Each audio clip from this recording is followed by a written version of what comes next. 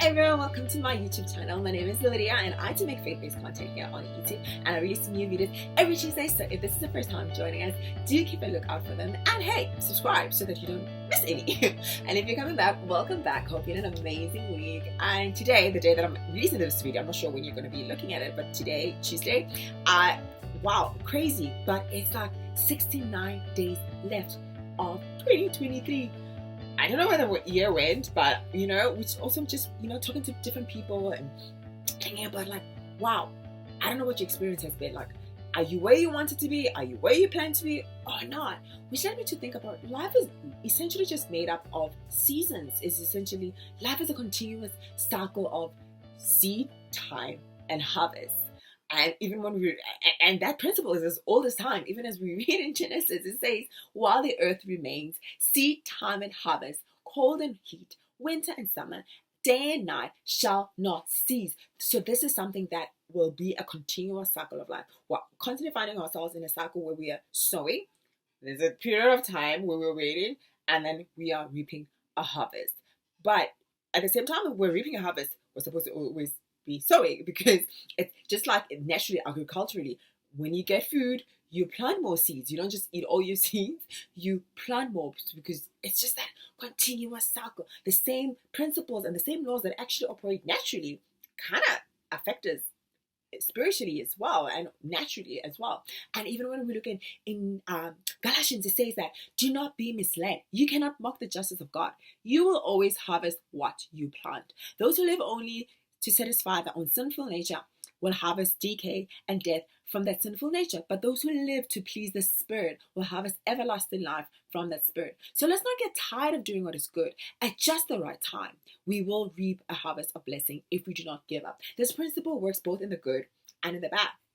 I mean, interesting fact, in the Hebrew language, which is one of the oldest languages, there is actually no word for coincidence, because they just believe that nothing just happens. There's always a cause and effect. Like if you have gained weight, it didn't just happen overnight. Like it didn't just happen because you've been you neglected working out, or you've just been eating stuff that you shouldn't be eating more than you normally would. So there's actually, if you're finding yourself in debt, it's maybe your spending habits were not so thoughtfully played out. Like you had the budget, but you did not stick to your budget. So nothing just happens. So in relationally, financially, our careers, our dreams, our ministry, the things that God has placed in our heart, they don't just happen.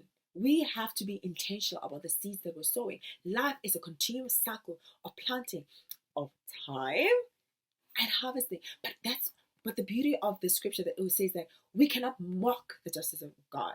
Whatever we sow, we will reap. So if you know you're doing the right things, be encouraged. Even if right now your life does not look like the things that you've been planting, you've been seeing. You look back at your year and you're like, I made so many sacrifices, but I'm not seeing the fruit of that. Like I've made so many right decisions, but I'm not seeing the fruit of that.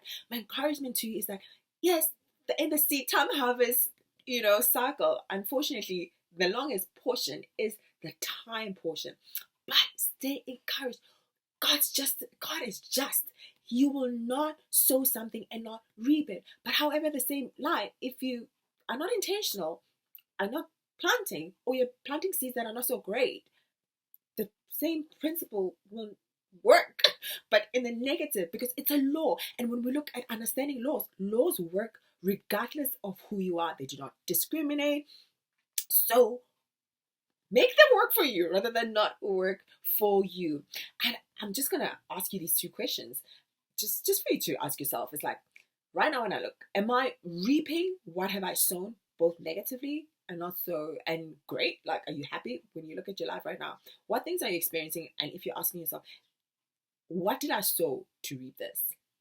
Or am I honestly suffering loss because I did not actually sow what I wanted to harvest, if I be honest with myself, because nothing just happens. And when we look at biblical examples, the first one is the children of Israel. Question: why was Israel in slavery in Egypt? I hope you know this, but like Israel was in slavery in Egypt for like over 400 years, if I'm not mistaken. And when you look, it seems like, oh, why? Like it just happened, there was a king that just saw that they were growing too many and just wanted to make sure that they don't outgrow them and want to take over, anarchy. But when you trace back, because nothing just happens, it began with 12 brothers. Sibling rivalry. 11 brothers were jealous of the youngest brother and sold him into slavery. And him being a slave eventually led him to going into Egypt. And then there was a famine. And during the famine, he was the ruler and he invited his whole family after forgiving them. It's a beautiful story. Read it. And he decides to forgive them and call all of them to come stay with him in Egypt because he was second to the king. And so they lived comfortably. But then, years later, they're gone. He's dead. A new king comes, does not know Joseph, does not know what he's done for the for Egypt survival. He just sees these Hebrews as so many, and they're gonna eventually want to take over, and decides to put Israel in captivity and use them as slaves. So something as seemingly small as being jealous of the youngest brother, and it caused so much. Decades later, centuries later, a whole nation was in captivity because there is no such thing as an insignificant seed. Nothing just happened. It was a small thing, but it led to a whole nation ending up in slavery. Something that started with 11 brothers' jealousy. And in the book of Judges, again in the story of Israel, there's a prostitute named Rahab. Interesting story. So after they've escaped from Egypt, now they're looking for land and they're conquering other land that God has promised them, and they're finding themselves having to fight this nation. And in there, some of the scouts meet this prostitute Rahab, and Rahab, for whatever reason, has actually heard of Israel and is like, I know that God has actually given you our nation, so I'm going to be willing to help you if you promise to protect my family and my life as well. And they agreed. So this random day, this prostitute randomly meets these Hebrew spies and makes this deal with them. It was the right thing to do because she was like, I know that God has given you this land. But also, I mean, hey, she wanted to save herself and her family. It was supposed to be like a simple thing. But centuries later, guess what? She's in the genealogy of Jesus. Crazy. A small decision made her to be part of Jesus's bloodline. Just deciding to do the right thing and, of course, save herself as well. And then we look at King David. I don't know if you know this, but King David was one of the greatest. He was the second king of Israel and one of the greatest still today, still revered today. But eventually, his son, his favorite son, decided to just go against him and go back to back and fight for the throne. And it looks like, oh, Absalom, why would you go after your dad? Like, you are the favorite son. Of course, he's going to make you the king. Like, it's rightfully yours. But chapters before, we realized that David's daughter was raped and by one of his other sons, and David did not deal with it.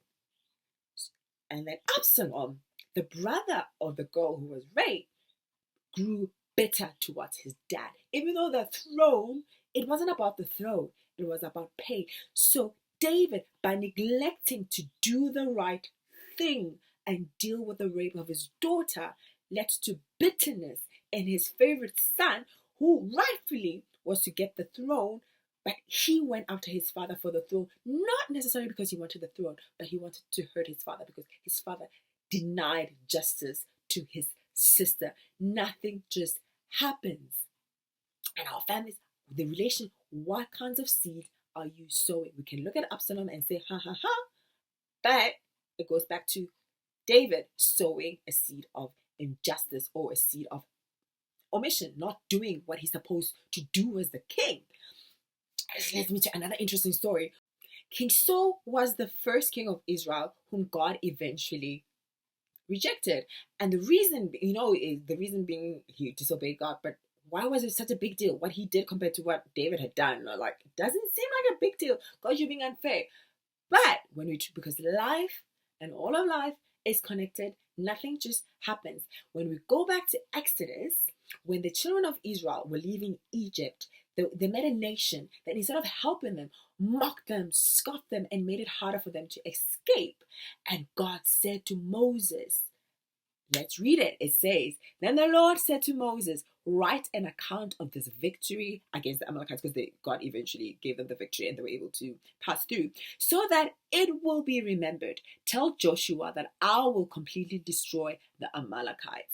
So God makes this promise. It's like, okay, they were supposed to help you. They chose not to. Instead, they made it harder for you to escape.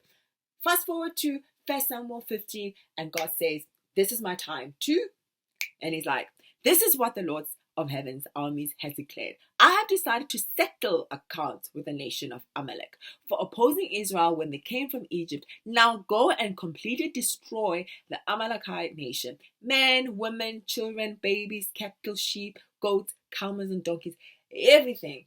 But so being so, he decides he knows better. So in verse 9, Saul and his men spared Agag's life, he was the king of the Amalekites, and kept the best of the sheep and goats, the cattle, the fat, the calves, and the lambs, everything, in fact, that appealed to them. They destroyed only what was worthless or of poor quality. So they decided to partially obey. God wanted to settle score and make good on his promise, because God is faithful. He makes good on his promises that he makes. But Saul decides, no, I'm not gonna do that. Agag, it's a sometimes ego thing. Like, hey, in the olden days, kings want to keep other kings as trophies. I mean, there were kings that had other kings alive as trophies. So Saul wanted to do that and kept the best cattle. Like, why am I going to kill perfectly great sheep? Never mind that, hey, God wants to settle a score and a promise that he promised to Moses and Joshua. Seems harmless, right? 554 years later, we read in the book of Esther. Sometime later, King Xerxes promoted Haman, son of Hammedatha the Agagite, over all the other nobles, making him the most powerful official in the empire. And if you know this or don't know, he eventually rose to power and decided to manipulate situations and cause the king to actually write a decree for all Jewish people to be killed. Why? As you can see, he's an Agagite. So he was a descendant of the king from the Amalekite king that Saul decided not to kill. That guy is a descendant. He had, like, that bitterness has been growing through generation after generation. So Saul's seemingly small and insignificant disobedience, 554 years later, caused the whole nation to be at risk of being annihilated. So all of life is disconnected. So the same principle works out for us. And we learn, and my thing is, like, we learn from these stories that, hey, there is no such thing as an insignificant seed, both in the context of good and bad. So let us be intentional about what we're seeing. Be intentional about the direction you are sowing. Be consistent in sowing the right thing, because you will surely reap. And if not you, you're not only just planting for you, but you're planting and sowing for the generations that are going to follow you. And also make sure that you are speaking things and reality, because we are creative beings. We're made in the image of God, and I will always stress this: we're made in the image of God, and what we say, what we speak has creative power. So it's not only just our actions, our thoughts, but our words create. So be intentional about what you're sowing with your words. Be intentional about what you're sowing with your thought life. Be intentional about what you're sowing financially, relationally, in your career, in the direction of your dreams. Make sure that what you're sowing is things that you want to actually ultimately reap. And be encouraged that, yes, time is the longest part of the cycle, but God is not unjust. You will reap what you have sown. So stay at it, keep at it, but be wise and intentional about what you are sowing in your life. Love you guys. Thank you so much for watching. Hope you have an amazing week, and I hope this is timely for you, whatever season you're finding yourself in or whatever cycle you're finding yourself in. I hope this is timely and beneficial to your current season of life. Have an amazing week. Please do continue to subscribe and share with people in your world. Bye.